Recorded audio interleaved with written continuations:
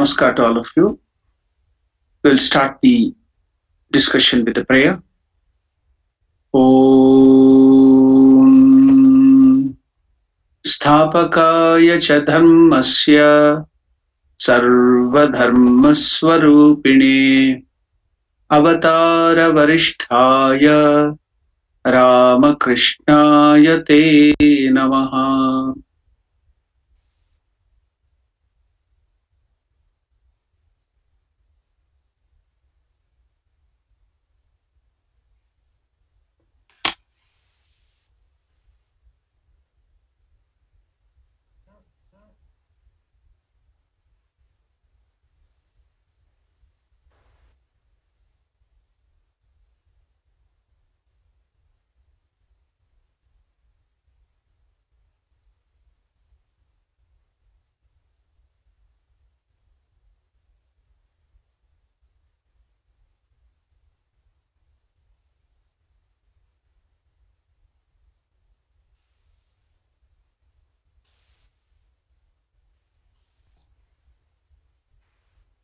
We were looking at the introduction part of the first manifestation of the attitude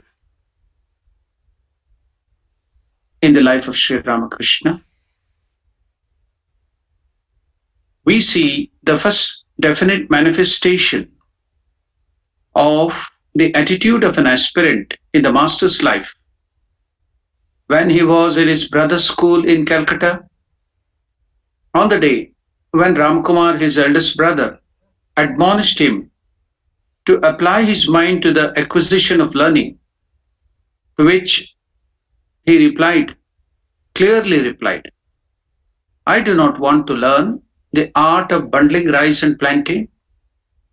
What I do want is an education which produces right knowledge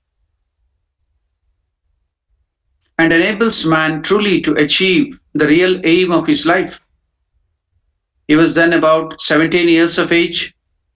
Knowing that there was little chance of his education progressing in the village school, his guardians, after mutual consultation, sent him to Calcutta.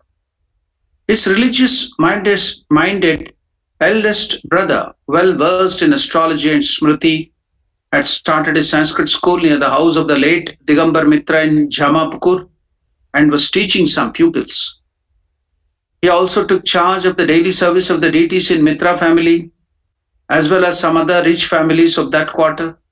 Most of his time was spent in giving lessons to students and in performing his daily religious duties. Therefore, it proved very difficult for him in a short time to go twice every day to different houses and perform temple service. Nor was he at the same time able to give it up so hastily. For the income from the school by way of farewell gift was very small and was daily decreasing.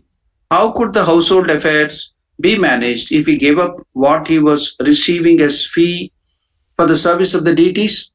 After due deliberation over all these aspects of questions, he had at least brought his youngest brother to Calcutta, placed him in charge of the service of the deities and applied himself to the work of teaching. And arriving at Calcutta, Gadadhar got his favorite work and performed it with pleasure. Besides serving his eldest brother, he also studied a little. Possessed of noble qualities, the pleasant-looking boy became dear to all the people in a short time.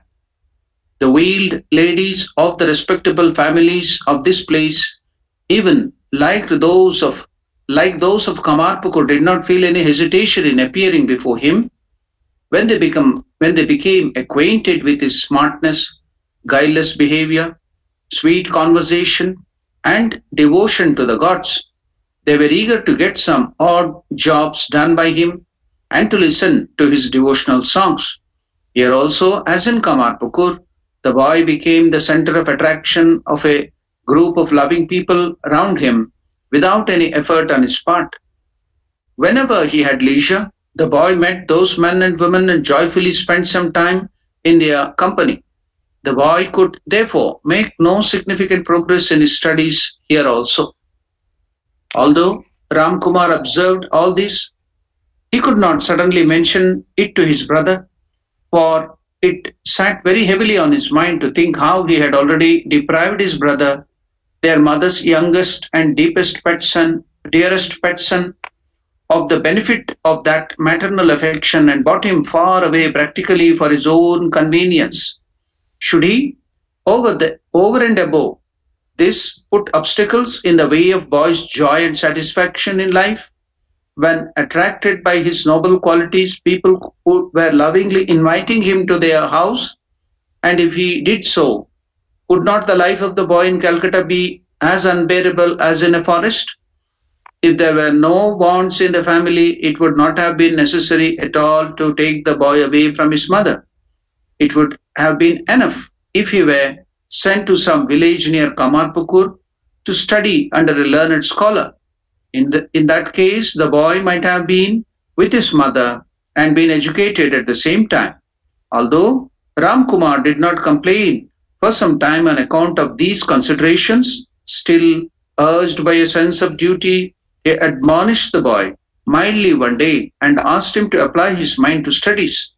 For it was clear to him that some day or the other, the simple-hearted and self-forgetful boy would have to fend for himself if he did not now learn how to guide himself on the path leading to the improvement of his worldly affair. Could he do so in future? Therefore, it is clear that it was brotherly love and worldly wisdom that moved Ram Kumar to act that way. Although he had fallen into difficulties arising out of the selfish, harsh ways of the world and had acquired some experience, the affectionate Ram Kumar did not know much of the extraordinary nature of the mind of his youngest brother. Although he was no doubt a man of considerable experience of the world and was well acquainted with the crooked workings of the mind of the worldly-minded people, he had very little inkling of the unusual bent of Gadadhar's mind and its reaction to life situations. He could hardly realize that in spite of his young age, his brother had seen through the hollowness and the unedifying and ephemeral nature of the motives behind the lifelong labors of worldly men, and had come to accept an entirely different ideal as the aim and goal of human life. When unmoved by the rebuke, the simple-hearted boy communicated his thoughts on the subject along the above-mentioned lines. Ram Kumar could not comprehend him at all. He thought that the boy, a pet of his parents, was piqued or annoyed at being thus scolded for the first time in his life, and had therefore answered him in that way.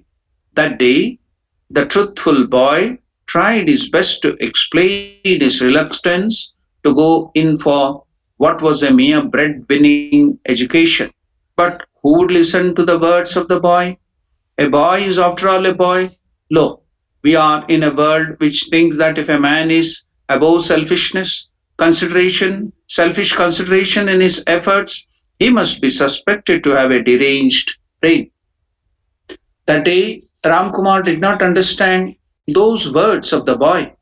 Moreover, just as when we chastise an object of our love, we repent the next moment and try to regain our peace of mind by loving him 100-fold more than before, so also did Ram Kumar behaved with his brother for some time after this. But when we examine Gadadhar's actions after this, we get a clear proof of the fact that since then he was seeking an opportunity to fulfill the desire of his heart.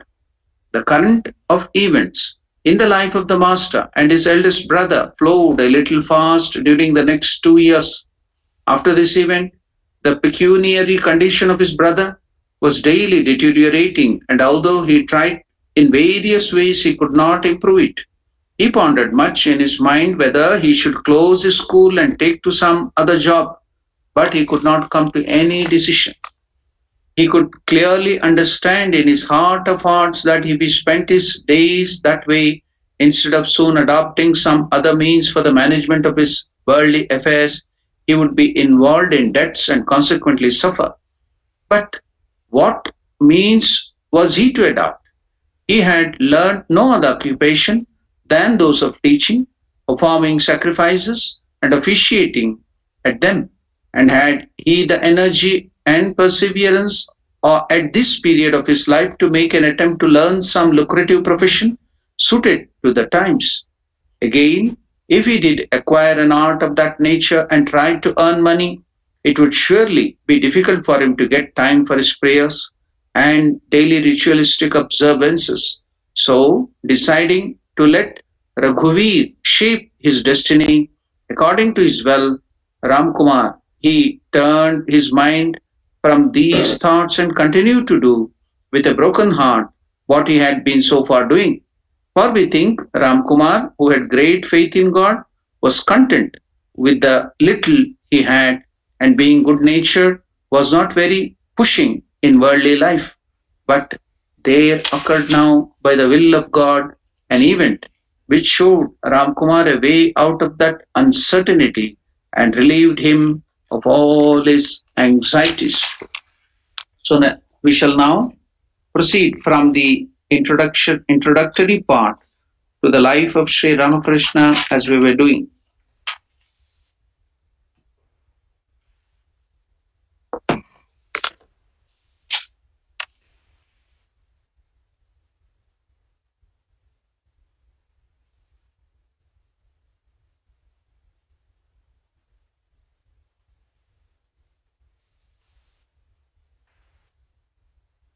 We were looking at the heading, the first 4 years of sadhana in the life of Sri Ramakrishna.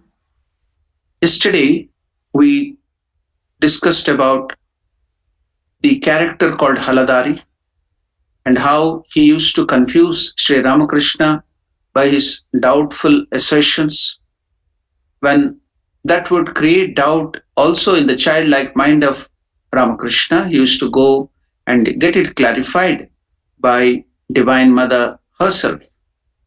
The childlike master, confused sometime by Haladari's scholarship, ran to the Universal Mother for her opinion on what should be done.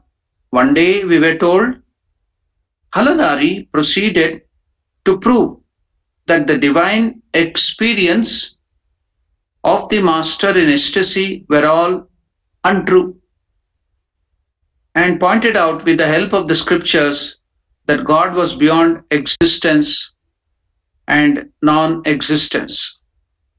Great was the master's perturbation narrating this incident.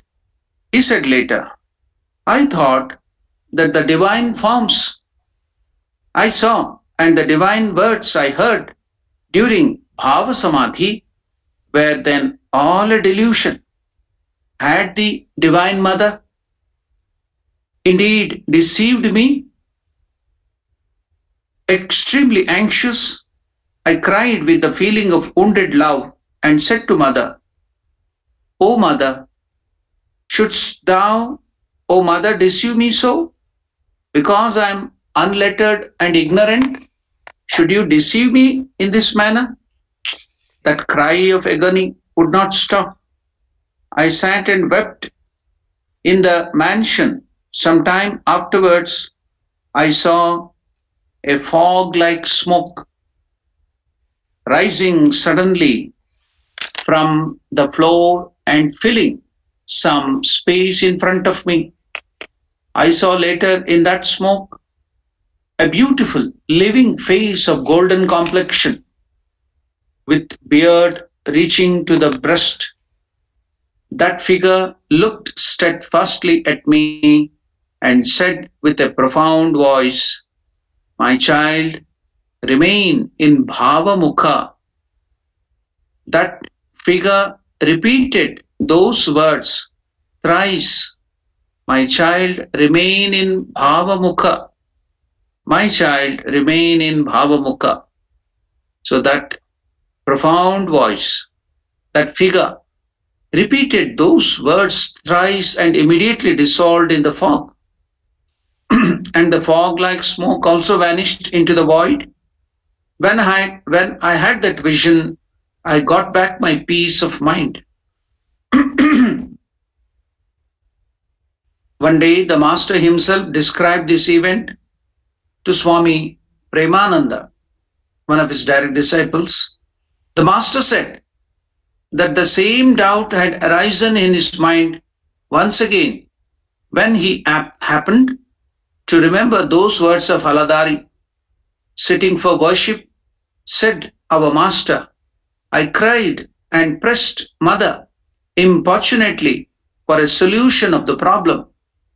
Mother then appeared near the worship jar in the guise of a woman named Rati's mother and said, my child, do remain in Bhavamukha.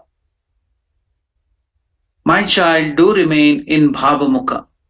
Again, when Totapuri, the traveling teacher, left Dakshineshwar after imparting to him the Vedantic knowledge, and the Master dwelt in the Nirvikalpa plane of consciousness continually for 6 months, he heard in his heart of hearts, at the end of that period, the incorporeal voice of the Divine Mother, my child, remain in Bhavamukha. Haladari, we shall take up this word Bhavamukha. Why is Divine Mother guiding Sri Ramakrishna to remain in Bhavamukha? So we shall discuss about that in detail when we further go into the subject. Haladari lived for about 7 years in Dakshineshwar temple. Therefore, he was a witness to all the events that had taken place at Dakshineshwar. The coming of the sadhu of perfect knowledge, behaving like a ghol, of the Brahmani, of the holy man of Ramavat denomination, named Jatadhari, and of Sri Totapuri, one after another. We were told by the Master himself that Haladari and Totapuri sat occasionally together and read the Adhyatma Ramayana and other scriptures. The above mentioned events concerning Haladari occurred at different times while he was at Dakshineshwar temple. But we have told the reader all of them together here for the sake of convenience. From the discussion of the Master's life of sadhana so far, it is clear beyond doubt that although he was then considered mad by the ordinary people, he was in fact not so. Neither did he suffer from any disease or derangement of the brain. An intense longing for the realization of God arose in his heart. He could not then control himself on account of the intensity of that longing. People therefore said that he had got mad. He had gone mad, for with the intense eagerness for the realization of God, incessantly consuming his heart, he could not mix with them or spend his time laughing and weeping over ordinary matters. And who can do so? When the anguish of the heart transcends the normal power of endurance, no one can control himself and keep pace with a world running amok for lust and gold. That is, our intense desire to enjoy this world is lust, and gold is nothing but greed to acquire more and more wealth, more and more name and fame, position, power.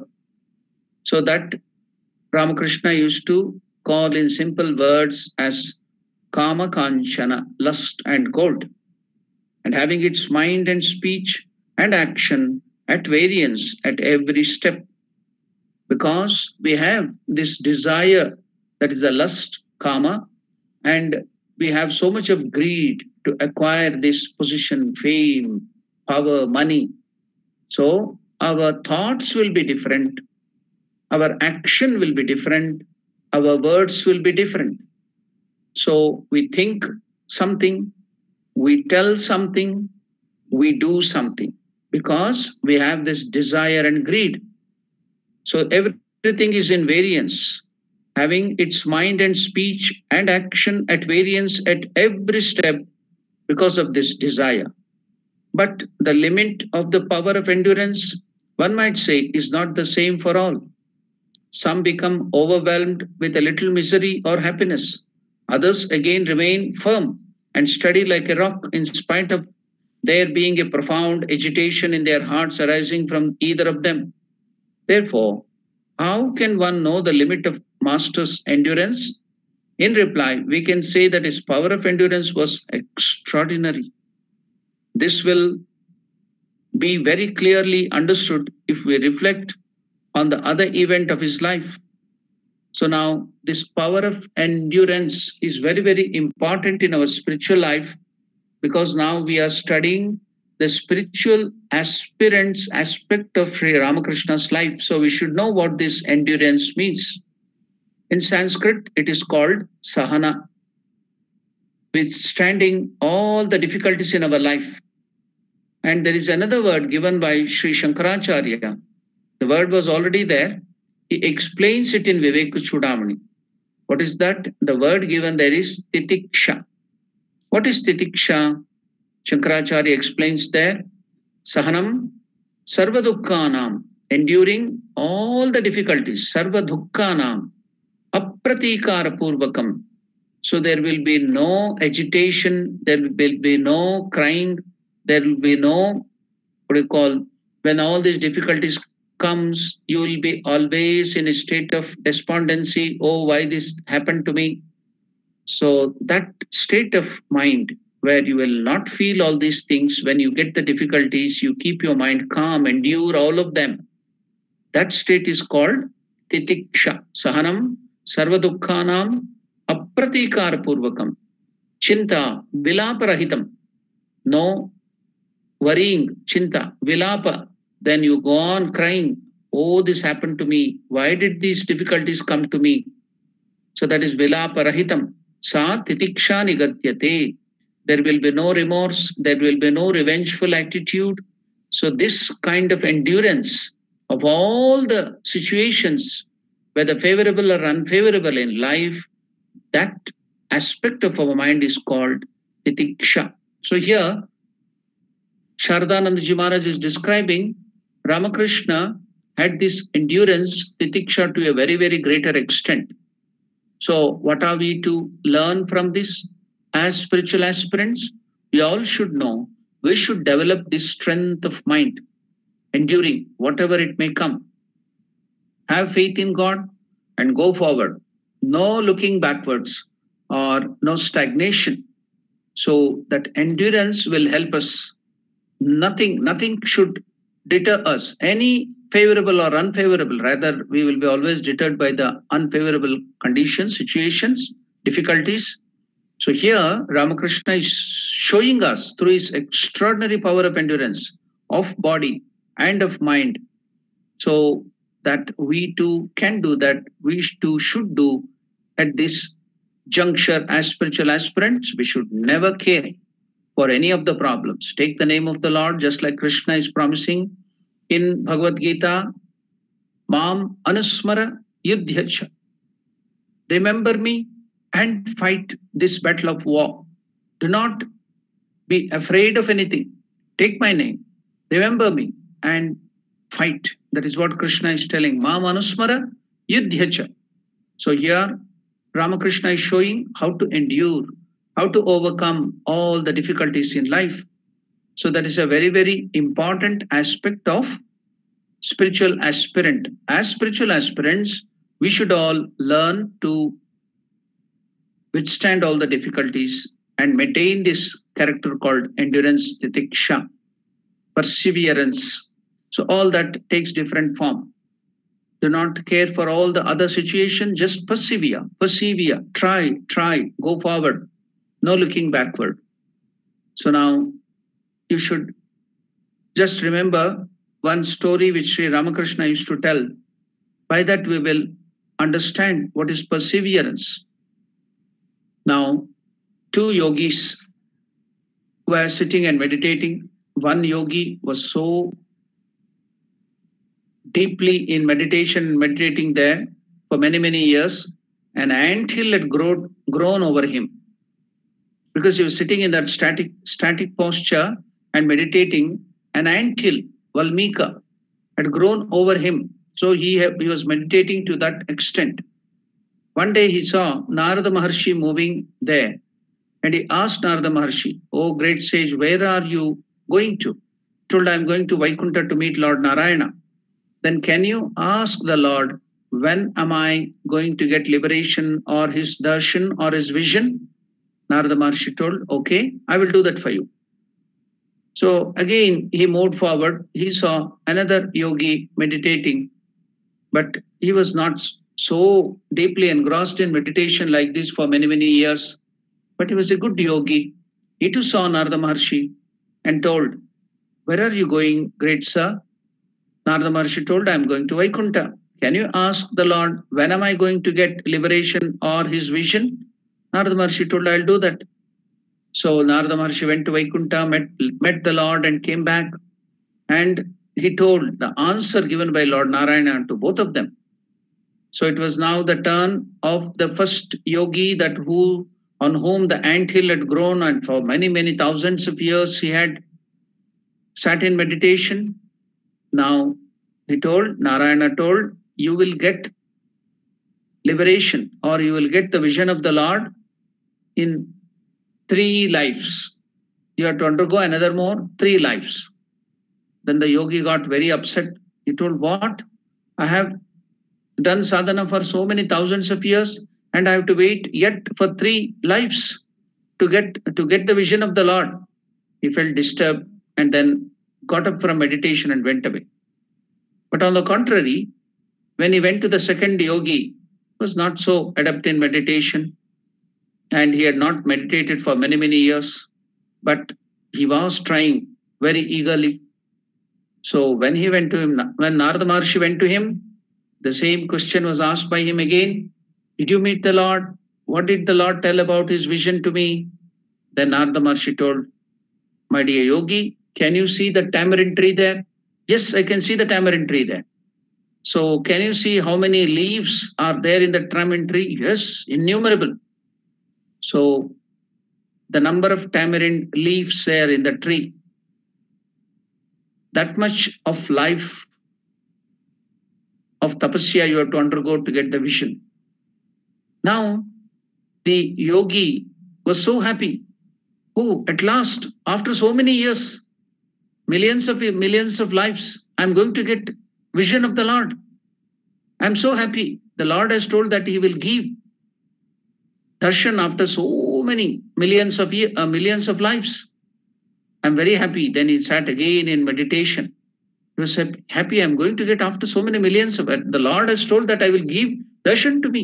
That itself is enough. Even after millions of years, I will not give up. I will do my tapasya and I will get it." So that is endurance. Seeing that endurance, when he sat for meditation, he told, with so much of hope, so much of perseverance, he sat for meditation. Immediately the Lord gave him the vision. So then, telling this story, Ramakrishna is to narrate to his disciples endurance, perseverance, that hope that I will get the vision of the Lord. I am not going to give up. That intense hope to get the realization of the Lord is very, very important for a spiritual aspirant. That's why Sharadanandaji Maharaj is bringing here that aspect of Sri Ramakrishna, the extraordinary power of endurance of the body and mind of a person like our great master. A person who could remain calm in spite of being half-fed or unfed and sleepless for 12 long years. Ramakrishna would never bother. Now, for the external conditions, his endurance of the body and mind was so great. A person who could remain calm in spite of being half-fed or unfed and sleepless he didn't sleep for 6 years, you should note it. Ramakrishna never slept for 6 years in the commotion or in that intense sadhana life for 6 years. Ramakrishna lost the power of winking the eyes because he had never slept for 6 years. Now, he did that intense sadhana for 12 long years, who rejected the offers of immense wealth as many times as they came because there were obstacles in the path of the realization of God. His only focus was realization of God. There are innumerable other instances, but we desist from mentioning them here. The careful reader will meet with them at every turn as he goes on with his life. So again, the above mentioned state of master appeared to others because it was intense endurance to reach that goal. He didn't want anything but God realization. So much of wealth came. So much of money would have come to him. People were ready to offer everything, but he didn't care for them. His only purpose was God realization. So naturally, when you reject all those things and you are just aspiring for something unseen, people will think, oh, he has gone insane. He's not just like us. If one sheep falls to the ditch, then all the other sheep should go follow it and jump to the ditch. Then only that sheeps are called as the sheeps. That is sheepish mentality. But if one sheep doesn't follow suit, then they will tell he doesn't belong to our sheep family. Push him out. So likewise here too, people, when they saw this great soul, this great avatara, not aspiring for the enjoyments of the world or for greed, fame, position or anything, he's not bothered about all these things. His only goal, his only focus was realization of truth. So that's why no one except Mathur, it is clear, could understand Sri Ramakrishna at that time particularly. Again, the above mentioned state of master appeared to be a disease only in the eyes of those people who were extremely attached to worldly objects. People who are attached to worldly objects, because of their desire, they think this Ramakrishna, who is intensely longing for God, is not like us.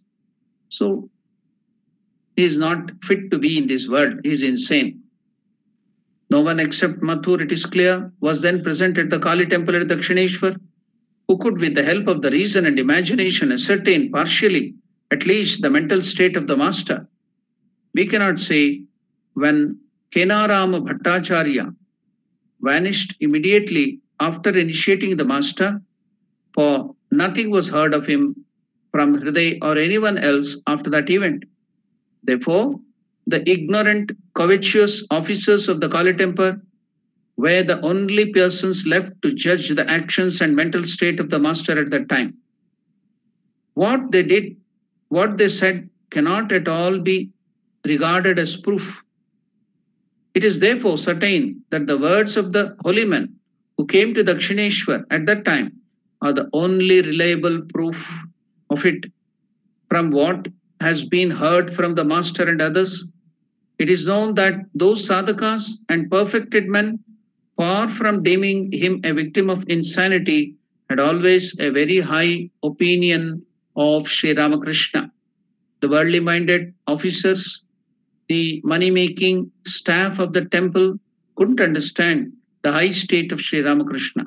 Only those sadhus who had gone forward in spiritual life, who could come there and see Sri Ramakrishna, they could only understand Sri Ramakrishna. For what has been heard from the master and others, it is known that those sadhakas, the sadhus, the monks who used to come there on the way to the Puri, they could see Sri Ramakrishna and understand. It is known that those sadhakas and perfected men, far from deeming the condition of Sri Ramakrishna at that time as a victim of insanity, had always a very high opinion of Sri Ramakrishna, because they knew the value, the height of Sri Ramakrishna's spiritual progress, because they were also on that path. Only a gold or a jeweler, the businessman who is expert in dealing with gemstones, can understand the precious stone. Even if the precious stone is lying there, the ordinary people will think that it is an ordinary stone and keep it to rub their feet. Only a person who knows the value, The dealer in such gems and stone can fathom the cost, the value of that stone. None else can understand that. They will be playing either like a stone or they will be using to rub your feet, or whatever. They think it is ordinary stone. Only the dealer in the gems, the businessman who has dealt with the diamonds and gems and other stones can understand the value of that. Likewise, these sadhakas who were progressing in spiritual life could understand how much progress Sri Ramakrishna had done in spiritual life. When we study the events following this period, we see that he readily followed any advice given by well-wishers for the preservation of his health. But when the intense eagerness for the realization of God made him oblivious of his body and the external world, he lost all regard for his own life. He was never seen to persist in his own resolve unreasonably. When people said, "Let him be under treatment," he agreed. When they said that he should be taken to his mother at Kamarpukur, he readily consented. Again, when his marriage was proposed, he did not dissent. Considering all these, how can we take his action and behavior to have been caused by insanity? Moreover, though he tried indeed to keep himself aloof from the worldly people and the worldly affairs, he raised no objection to mixing with people. On the other hand, he eagerly sought and joined them whenever they came together to worship God and sing his glory. This is clearly seen when we find that he used to visit the temple of the 10 Mahavidyas at Varahanagara or Baranagar, when sometimes to pay his obeisance to the Universal Mother at Kalighat and joining the great annual festival at Panihati. In those places also, he sometimes met and had conversation with sadhakas, the spiritual aspirants well versed of these things, and those sadhakas held him in great veneration. Only those people, the people who had already progressed in spiritual life, the great spiritual aspirants, could easily understand how much Sri Ramakrishna had progressed in spiritual life and show a lot of veneration to him. We may mention, for example, the fact of the master's visit to Panihati during the great festival in AD 1859. There on that day, we saw Vaishnavacharan, the son of Sri Utsavananda Goswami, for the first time. Some of us have heard from Hriday and also from Master himself that he went to Panihati and sat for some time in Manimohan Sen's temple. When Vaishnavacharan came and saw him, he immediately came to the definite conclusion that the master was in a high state of spirituality, because this Vaishnavacharan himself was from a very great family of devotees, and he himself was a spiritual aspirant of high order and progressed in spiritual life. The moment he saw Ramakrishna, he immediately came to the definite conclusion that the master was in a high state of spirituality and that he was one of the rarest of great souls. On that day, Vaishnavacharan spent the greater part of his time with the master on the festival ground and purchasing at his own expense mangoes, fried rice, curds, and sweets offered to the Lord, a delicious mixture of them in earthen plates, and made merry partaking of the prasad along with the master and the devotees. Again, while returning to Calcutta after the festival, Vaishnavacharan got down at Rani Rasamani's Kali temple for the purpose of having the privilege of seeing him again. When he was told that the master had not returned from the festival, he felt very disappointed. We have described elsewhere how Vaishnavacharan met the master again 3 or 4 times years later, and how an intimate relationship grew up between them. So, a person of spiritual progress, an aspirant of high degree, only could understand the state of Sri Ramakrishna at that time. Now, I will give you another example. We see the photo of Sri Ramakrishna sitting in that meditation posture in Samadhi. So, our Akhandanandaji Maharaj, Gangadhar, used to after Ramakrishna's giving up the body in Samadhi, he used to go to Himalayas, he used to cross the Himalayas and go to Tibet and stay there in monasteries and move to different parts of Tibet and other parts of the Himalaya and used to do sadhana. When he used to move there, he used to always carry that photograph of Sri Ramakrishna with him.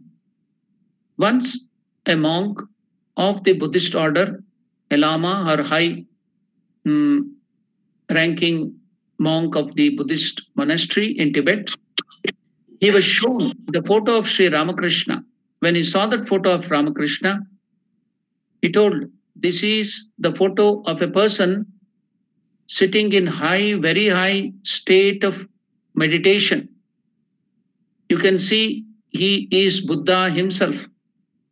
So just by looking at the photo of Sri Ramakrishna, that Buddhist monk who had reached a very high state in spiritual life could recognize that it is none other than Buddha himself. So just by the photo, that person can recognize who the great soul Ramakrishna incarnation was. But ordinary people, because of their worldly desires, they think that the external show and pomp, the external things only to decide the greatness of the person. How much money does he have? How much do he earn? What is his amount of wealth he is having? That leads to their conclusion that he is a great man. But men of spiritual greatness can understand now who this great incarnation was. So the example has been given. Let us go and see further what is the state of the mind of Sri Ramakrishna at the time. During this period of 4 years, the master often took in hands a few coins and clods of earth and used them to practice discrimination between the real and the unreal. Now in Vedanta, that is the important thing. We are now reading in the Vivek Chudamani, the classes we are discussing about this. So many great things where we will see what is Vedanta. What does this end of Vedas teach us? It teaches us the discrimination between the real and the unreal. So we should understand, we should discriminate, we should do the vichara. We should think what is real in this world, what is unreal in this world, and then catch hold of that which is only real. So now Ramakrishna at this time often took in his hands a few coins of gold and clod of earth and used them to practice discrimination, viveka and vichara between the real and the unreal, with a view to completely removing from his mind the attachment to gold. So Ramakrishna wanted to remove completely from his mind his attachment to gold. So he used to practice this way of discrimination. He came with the help of reasoning to the sure conclusion that the person who had made the realization of Brahman, existence, knowledge, bliss, absolute, the only goal of his life, could not derive any more help whatsoever from this gold or metal or money or wealth than from a lump of earth. Therefore, repeating again and again, I will again go through the sentence. It's very, very important. It has to go into our subconscious mind. He came with the help of reasoning to the sure conclusion that the person who had made the realization of God, realization of Brahman. What is this Brahman? Existence, knowledge, bliss, absolute. The only goal of his life, could not derive any more help whatsoever from this gold or wealth or money than from a lump of earth. Therefore, repeating again and again, rupee, earth, earth, rupee. So that is, this is a rupee, this is a clod of earth. Both of them are useless so far as God realization is concerned. Some think rupee, earth, and earth, rupee means rupee is earth and earth is rupee, which is observed, though it is conceded that both are modifications of earth. As effects, they are surely different, having different pragmatic values. But as means to that ultimate end, both are equally worthless. Therefore, repeating again and again, rupee, earth, rupee, he threw them both into the Ganga. In order to make that conclusion firmly fixed in his mind, this money, this wealth, and all these things, we cannot help you in any way to realize God. With a view to having the firm conviction that all things and persons, without exception, from Brahma, that is the Chaturmukha Brahma, the highest creator, down to the blade of grass, are the manifestation and parts of the Divine Mother.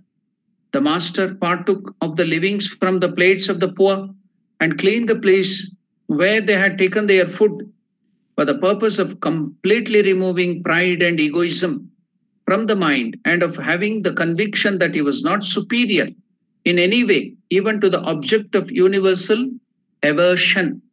So to remove that aversion, to remove that pride and egoism completely from the mind and of having the conviction that he was not superior in any way, even to the object of universal aversion, he cleaned like a sweeper the abominably dirty place with his own hands.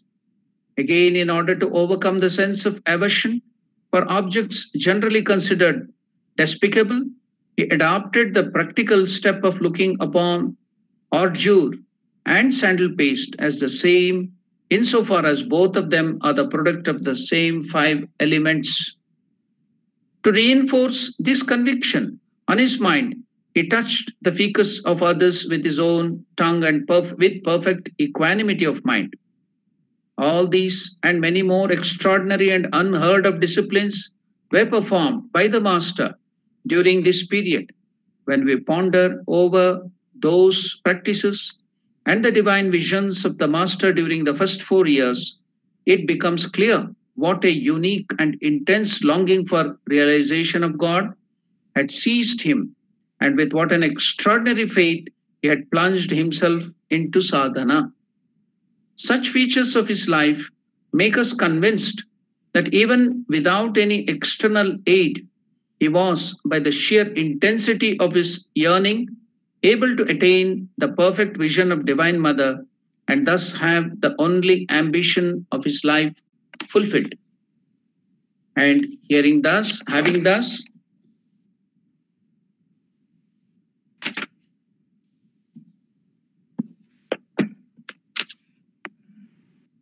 thus initially achieved the fruits of all spiritual disciplines, he proceeded to compare them with the teachings of the Guru and the Shastras. So now, even without the help of the Guru, he did all these sadhanas without the help of the scriptures and got all this realization and progress in spiritual life. Now he proceeded to compare them, all the realizations he had, he proceeded to compare them with the teachings of the Gurus and the Shastras. So even before getting the Guru for the training, even before consulting the scriptures, Ramakrishna had got all that results. Now he is about to compare. He is now to verify the truths and get that conviction and faith more lodged in his heart. According to the Master's teaching, an aspirant's mind, when purified by self-control and renunciation, can play the part of his own Guru. Now, we shall again understand the statement of Sri Ramakrishna. Many of us now, we feel that Guru is not with us. We are not guided by the Guru. So now this statement of Sri Ramakrishna will help us. According to Master's teaching, an aspirant's mind, when purified by self-control and renunciation, can play the part of his own Guru. After progressing in spiritual life, after getting these qualities of self-control and renunciation, your own mind, your own pure mind can play the part of your Guru. It can guide you. The mind itself will guide you. Now you can remember the words of Sri Krishna in Bhagavad Gita. Atmaiva bandhuho atmaiva ripur atmanaha. What is the meaning of that? Your mind itself can be your friend. Your mind itself can act like an enemy. When you train the mind properly, when you give the mind proper guidance and self-control and make it progress in spiritual life, the same perfected mind the same well-trained mind will act as your friend, as your guru. But if you do not train your mind properly, untrained mind can act as your enemy. These are the words of Sri Krishna. Here, Ramakrishna is proceeding a little forward and is telling an aspirant's mind, a spiritual aspirant's mind, when purified by self-control and renunciation, can itself play the part of his own guru. The thought and ideas arising in such a mind, note it, please note it. The thought and ideas arising in such a mind can never lead him astray. On the contrary, they show him the right path and bring him quickly to the goal of his life. Such was the case with the master himself. During these first 4 years of his sadhana, his pure and holy mind became his guru and taught him what was to be done and what was to be rejected. This was not all. On many occasions, assuming a form, as it were, of a different person, his own mind, now during the period of sadhana, not only from within it would guide him. During this first 4 years of his sadhana, his pure and holy mind became the guru and taught him what was to be done and what was to be rejected. This was not all. On many occasions, assuming, the mind itself assuming a form, as it were, of a different person, it emerged from his body and appeared before him and encouraged him to go forward with his sadhana. So the mind itself would take a different form like another person and come out of his body and guide him and encourage him to go forward in his spiritual practices. Sometimes that person, that is the mind itself taking the form of a person, threatened him with punishment if he did not dive deep in a particular discipline. It explained to him why a particular sadhana should be performed and what would result from it. That is why the master saw at the time of meditation a sannyasin with a sharp trident in his hand come out of his body and say, if you do not fully give up all the thoughts and meditate wholeheartedly on your chosen ideal, I will pierce your heart with this trident. On another occasion, he saw that when the Papa Purusha, the sinful, the personification of sin, the Papa Purusha, the embodiment of the lower or animal nature in man, emerged from his body, a young sannyasin too simultaneously came out and killed that evil being. Whenever a desire arose in the master's mind to worship a divine image at a distant place or attend the chanting of the Lord's grace at functions held in places far away, he found this same young sannyasin coming out of his body in an effulgent form similar to his own and traveling to those places along a luminous path and returning along the same path to his gross body. We have been told by the master himself of many such visions. The master, now here you should note that it is his own mind which is taking this form of the sannyasin as an external body and guiding him, going with him, protecting him, and leading him in spiritual life. So if you train your mind, if you get intense renunciation and self-control, then your mind itself will start acting as your guru like this. So it will tell you what is to be done, what is to be rejected. So now these are the teachings of Sri Ramakrishna himself out of his own experience, master's teaching, telling that an aspirant's mind, when purified by self-control and renunciation, can play the part of his own guru. And how it played like that, taking a form of a human being, like that of a sannyasin and guiding him. Now, we just now went through that. The master began to have the vision of this young sannyasin within his body, like the image in a mirror. The master began to have the vision of this young sannyasin within his body, like the image in a mirror, almost from the commencement of his sadhana. The mind itself took this form and would guide him. So it would be just like a mirror. Almost from the commencement of his sadhana, it happened. He became gradually accustomed to be guided by his advice in the performance or non-performance of all actions. In the course of a conversation on the extraordinary vision and experiences of his life during his sadhana, the master said to us one day, the figure of a young sannyasin, looking like me, used to come out again and again from within me and instruct me on all matters. When he emerged sometimes, I had a light outer consciousness, and other times lost it altogether and lay inert, only seeing and hearing his actions and words. I regained full external consciousness only when he entered the gross body again. The Brahmani, that is the Bhairavi Brahmani, the Guru in Vaishnavism and Tantra, the Totapuri, the great Guru from Punjab who taught Sri Ramakrishna, Advaita Vedanta, and others, all these Gurus, Ramayata Sadhu and other Gurus came and taught me only afterwards. So before even these Gurus came to Sri Ramakrishna and taught them all these disciplines, this sannyasin, a similar looking, just like Ramakrishna, would come out of his body and guide him in sadhana, in all the matters, whatever this Totapuri and Bhairavi Brahmani had taught him later on, was already instructed. This Guru in the form of his own mind would guide him and led him through the path of spiritual life. So Ramakrishna is telling that Brahmani, Totapuri and others came and taught me only afterwards. What I had heard from this sannyasin or his own mind, the Guru in the form of his own mind previously. They taught me what I had already known. It seems from this that they came as Gurus in my life in order that the authority of the scriptures, such as the Vedas, might be maintained by my honoring their injunctions. No other reason can be found for accepting Totapuri and others as Guru.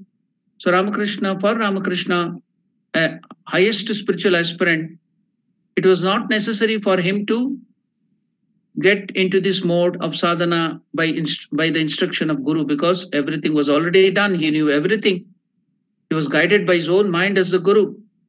So now no other reason can be seen. It seems from this that these people came as Gurus in the life of Sri Ramakrishna. Ramakrishna is himself mentioning. It seems from this that they came as Gurus in my life in order that the authority of the scriptures, such as the Vedas, might be maintained by my honoring their injunctions.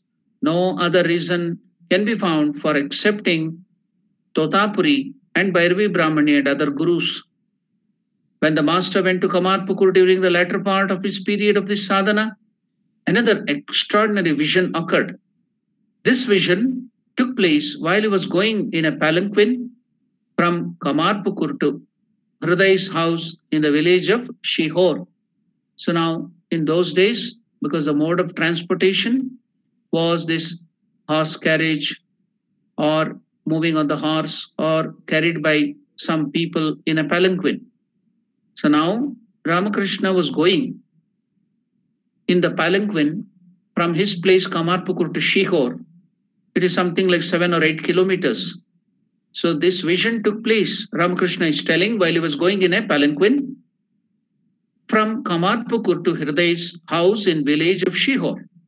Witnessing under the deep blue sky a vast expanse of open fields covered with paddy, green and dark blue in hue, and with rows of trees such as the fig, the banyan and others affording cool shade along the path, he was proceeding with a heart full of joy when two beautiful boyish figures of tender age suddenly came out of this body.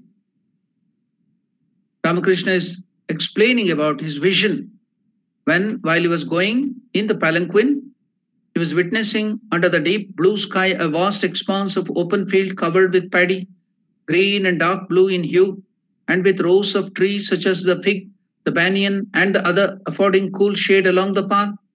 He was proceeding with a heart full of joy when he saw the vision when two beautiful boyish figures of tender age suddenly came out of this body, now advancing with slow steps, now running playfully hither and thither, sometimes going far into the fields in search of wildflowers, and others walking beside the palanquin.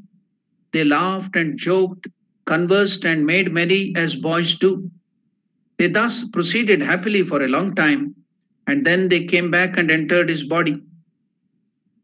The learned Brahmani came to the Kali temple at Dakshineshwar for the first time about a year and half after this vision had taken place. She heard of this vision from the master, and without being at all surprised because she was adept in scriptures, she was well versed, she was a learned scholar, the Bhairavi Brahmani, the Guru, the lady. She was not at all surprised. She told, "My child, what you have seen is all true. Chaitanya is manifest this time in Nityananda's sheath body. Nityananda and Chaitanya have come together this time and are both residing in you in one and the same receptacle." Hriday said. Saying so, the Brahmani recited the following lines from the Chaitanya Bhagavata. Throwing his arms around Advaita's neck, Sri Chaitanya Mahaprabhu says again and again, "I will manifest my wonderful play once more. My forms will be that of bliss during the singing of the glory of God." The Brahmani quoted again, "Gora, that is Gauranga, acts his play even today. It is persons of the rarest good fortune that are privileged to witness it." So like this, we can see so many visions of Sri Ramakrishna is being explained by these gurus because they are well adept in scriptures. They are quoting the scriptures and explaining, give a reason for what Sri Ramakrishna had seen while he was progressing forward in spiritual life. When we were visiting him one day, the master said to us in connection with the topic of this vision, "It is true that I had that vision, and it is also true that the Brahmani said so when she heard of it. But how can I say what is the real meaning of it is? From these words of the master regarding that vision of his, we think that at this time the master got some clear indication that identified with his body and mind some ancient being known to the world for incalculable ages was dwelling in him with a view to accomplish some important purpose." Again, I will repeat that statement of Sri Shardanandaji Maharaj. From these words of the master regarding the vision of his, we think that at this time the master got some clear indication. At this period, Ramakrishna now got the clear indication. What is that? Identified with his body and mind, some ancient being known to the world for incalculable ages was dwelling in him with a view to accomplish some important purpose. So that is what we can see, that great being, that Gadadhara Vishnu, that being known to the world for incalculable ages, was dwelling in him with a view to accomplish some important purpose.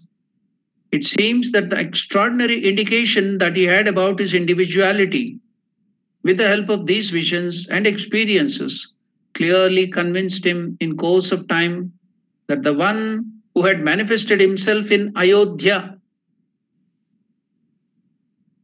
Ramakrishna used to mention that he had that vision, he got the indication now, that the one who had manifested himself in Ayodhya as Sri Ramachandra, dear to Janaki Mata, and at Vrindavan as Sri Krishna Chandra, the beloved of Radha, for the purpose of establishing religion in past ages, had incarnated himself once more as Sri Ramakrishna in a human body in order to impart a new ideal of religion to India and the world.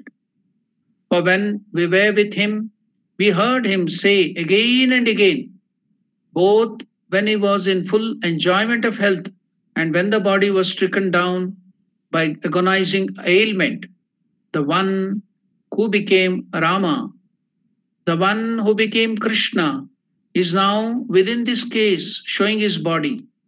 But his advent this time is like a king visiting his kingdom incognito. So the Sanskrit word is Chadma Veshadari.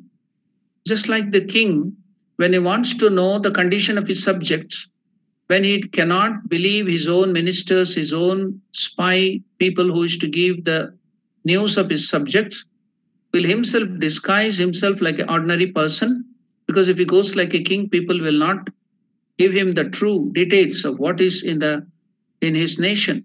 So he will disguise himself like an ordinary person and go visit all his subjects, go to his place, everything, visit his kingdom. Then he will get the first-hand experience of what is the condition of his subjects in the country. So that aspect of the king is called going to the kingdom, going to the people incognito. In Sanskrit, the term is called as Chadma Veshadari. So now Ramakrishna is telling one who has become Rama and Krishna is now within this case, showing his own body, but his advent, the advent of that extraordinary being, the advent of that soul, great soul, that being, ancient being known to the world for incalculable ages, dwelling in that body, his advent this time is like a king visiting his kingdom incognito. If we want to test the truth of the vision mentioned above, there is no other means for it than believing what the Master himself spoke about it at other times to his devotees of the inner circle. Leaving aside of this vision, we can be sure of the truth of all the other visions of his. For visions of this nature occurred daily in the Master's life when we were visiting him, and his skeptical English-educated disciples were defeated when they tried to test the truth of these visions and experiences.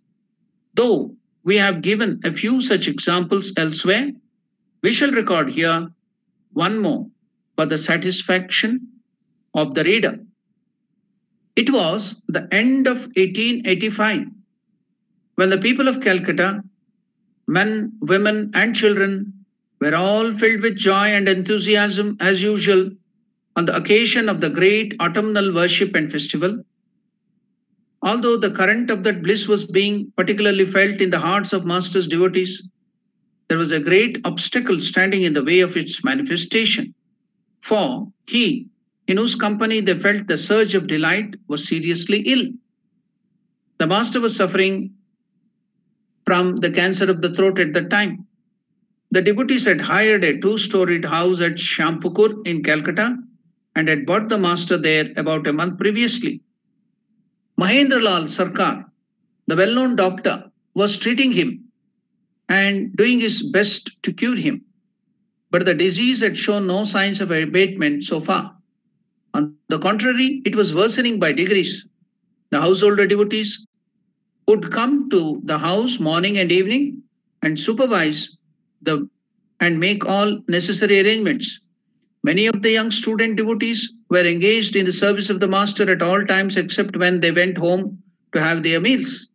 Some again would, whenever necessary, spend all the 24 hours there without going home, even for this, to serve the Master. If the Master spoke much or went into ecstasy again and again, the blood in his body would flow upwards and delay the cure of constantly irritating the sore in the throat. Therefore, the doctor advised the Master to check himself in both these respects and not go into samadhi and speak more about God. The Master too was trying to follow the prescription, but in spite of his best cooperation in the matter, he could not help talking and falling into ecstasies again and again. For unlike ordinary men, he did not regard the body as precious. All his life, he was accustomed to look upon it with contempt, as a trifling cage of flesh and bone from which he had withdrawn his mind completely. As soon as the devotional topic was raised, he would forget all about his body and everything about maintaining it. Joining the discussion of the topic with the same enthusiasm as in the past, he would repeatedly go into samadhi's ecstasy. There were many souls who came thirsting for spirituality, unable to remain indifferent to the eagerness of their hearts. The Master taught them sadhana in a low voice. Seeing his joy and enthusiasm in the work of spiritual ministration, many of the devotees thought that the Master's disease was simple and could be easily cured and become free from anxiety. Strangely enough, some again opined the Master had purposely assumed this disease in order to bestow his grace on the large circle of devotees who were being drawn to him. The doctor was visiting him almost every day, in the morning or in the afternoon. While he was examining the patient, writing the prescription, and advising the attendants, he would be so absorbed in listening to the Master's conversation on God that he could not take his leave even after the lapse of 2 or 3 hours. Again, putting questions. After questions and listening for a long time to the wonderful solution of these, he would sometimes say regretfully, I made you talk so much. It has been unwise, but don't talk with anybody else for the rest of the day, and then it won't do you any harm. You can talk only to me about spiritual life. Don't you see your words have such attractions that whenever I come to you, I can't leave this place for 2 or 3 hours. I'm a very busy doctor. I have a lot of patients to see, but I cannot go. Once I come to you, I will stay with you for 2 or 3 hours. I cannot go out of you without you, away from you. I can't leave this place for 2 or 3 hours, and I have to neglect my profession. I don't even know how time flies away. Anyway, don't talk so long with anyone else. Partly as a joke and partly with love and joy, he said, talk thus with me only when I come. That will do no harm to you. At this, the doctor and all others would laugh. Surendranath Mitra, whom the Master sometimes called Suresh Mitra, was celebrating the Durga Puja that year in his residence at Simla. Formerly, his family used to celebrate it every year, but there had once been a mishap and the worship had been discontinued since then. No one of his household was bold enough to perform it after that. And if anyone tried to celebrate it, all others dissuaded him vehemently. Strengthened, however, by his faith in the power of Master, Surendranath was absolutely free from fear of any mishap due to the interference of demigods, etc. He did not care at all for anybody's objection or obstructions when he had once resolved to accomplish anything. Therefore, although all the members of the household raised objections, they could not make him refrain from carrying out his resolve that year. He got the Master's approval and arranged for the image of the mother to be brought to his house, bearing all the expenses himself to the exclusion of other members of his joint family. The only element of sadness in Surendra's joy was that Master could not be able to join the celebration on account of the illness. Again, as a few relatives fell seriously ill in few days before the commencement of the worship, he was held responsible for all that and had to incur the displeasure of the household. But unperturbed, Surendra devoutly began the worship of Divine Mother with great care and attention and invited all his fellow disciples. The worship pertaining to the 7th day of the lunar month had been finished that day before in the Durga Puja, the 7th day Saptami. It was the auspicious 8th day Ashtami. Many devotees gathered together at the temporary residence of the Master at Shampukur and were enjoying his blissful company. In the midst of inspiring talks and songs on the divine, Narendranath began singing devotional songs immediately after the doctor's arrival at 4 in the afternoon. All were charmed by those exceedingly melodious vibration of tunes coupled with remarkable spiritual fervor and lost themselves completely in them. The Master was sometimes having ecstasy, at the end of which he could explain briefly in a low voice the import of the songs to the doctor who sat beside him. Some of the devotees lost consciousness in deep spiritual emotions. There flowed in the room a strong current of bliss, which was almost palpable. Time passed unnoticed. It was now 7:30 p.m. The doctor was startled at this. He embraced Narendranath with parental affection, took leave of the master, and stood up. When the master also rose from his seat smiling and entered immediately into deep samadhi, the devotees began whispering, "Is it not the time for the Sandhi Puja?" This is the time for the Sandhi Puja. That is why the master had entered into samadhi. Is it a matter of little surprise that he had entered suddenly into it without knowing the time? About half an hour after, the master's samadhi came to an end and the doctor bade them goodbye. The master now said to the devotees about his samadhi. What did he tell about his samadhi? The master told, "I saw that there opened a luminous path from here to Surendra's house. I saw further that attracted by Surendra's devotion, Divine Mother had appeared in the image and that rays of light were coming out from her third eye. I also saw that rows of lamps were lighted in the front veranda and Surendra was sitting and weeping piteously in the courtyard in front of the mother. You all go to his house now. He will feel much comforted to see you." All, including Narendranath, then saluted the master and they went to Surendra's place. All, including Narendranath, then saluted the master and went to Surendra's house.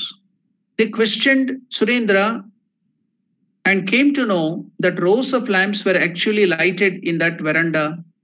Unable to check his surge of emotion, Surendra sat in that courtyard before the image and wept loudly like a boy crying, "Mother, mother," for about an hour at the time of the Samadhi master's Samadhi. Finding the vision during the master's Samadhi correspond to the external events in every detail, the devotees were filled with joy and amazement. We'll continue the study and discussion on next Thursday and Friday, if Mother wills, because that will be the Krishna Janmashtami season. So evening, every day there will be function. So if Lord wills, we will continue this study on Thursday and Friday and Saturday and Sunday. Now we have some time for question and answer and clearing of the doubts. If the devotees are interested in clearing their doubts or asking any questions, you can do now.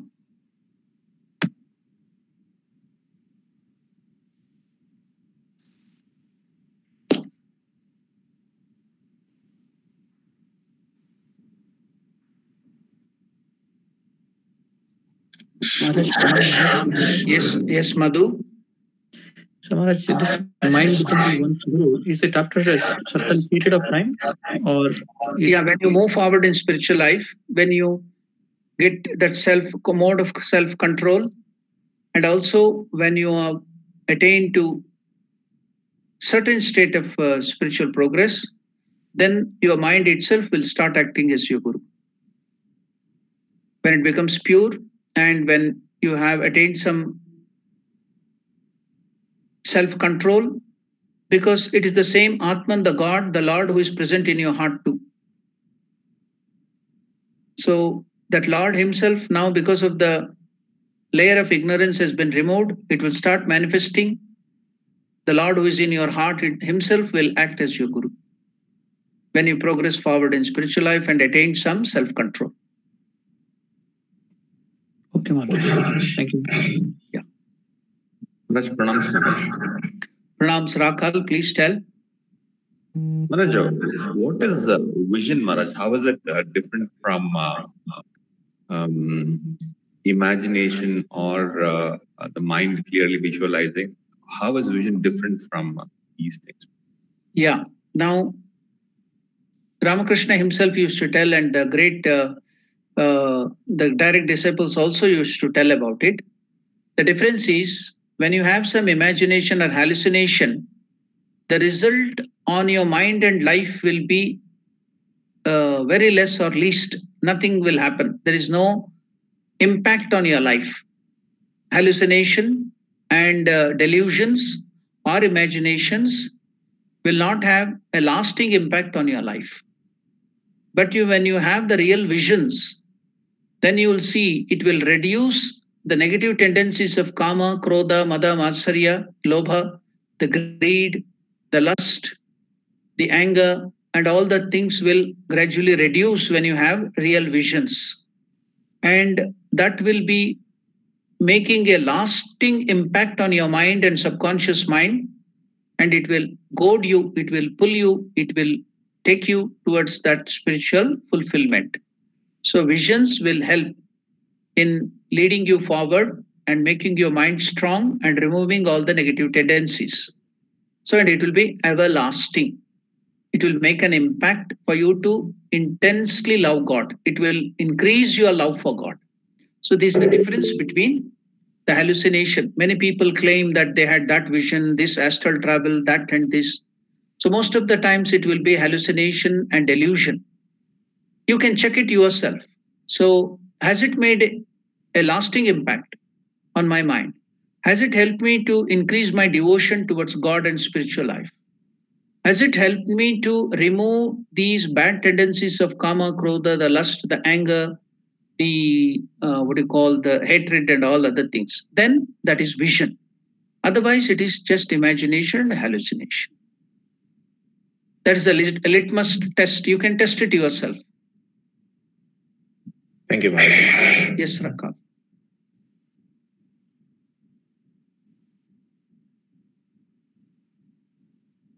Any other questions? Any other doubts?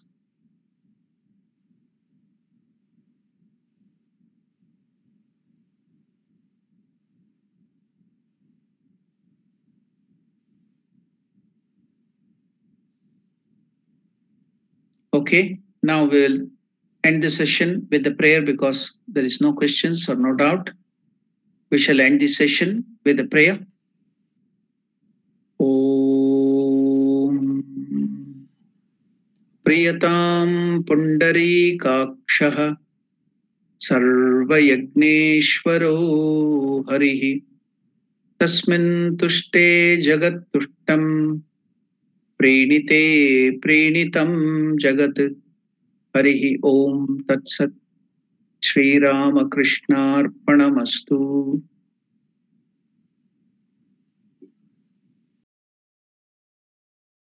Doubts or question, you can continue, or else we will end the discussion. Namaste, Swami. You have a good day. Thank you, Manesh. Om Namo Narayanaya. Om Namo Narayanaya.